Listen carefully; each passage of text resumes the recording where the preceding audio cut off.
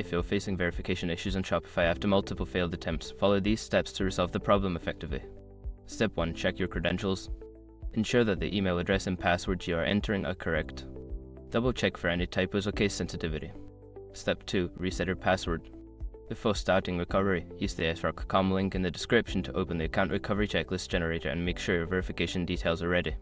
Step 3. Clear browser cache. Sometimes browser cache can cause issues.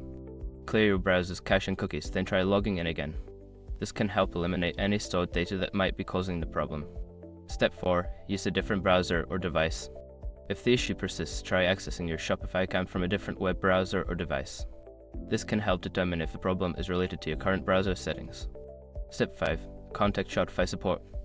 If none of the above steps work, reach out to Shopify's customer support for assistance. Provide them with details about the issue and any error messages you receive to expedite the resolution process. By following these steps, you should be able to resolve verification issues on Shopify. If problems continue, don't hesitate to seek help from Shopify's support team.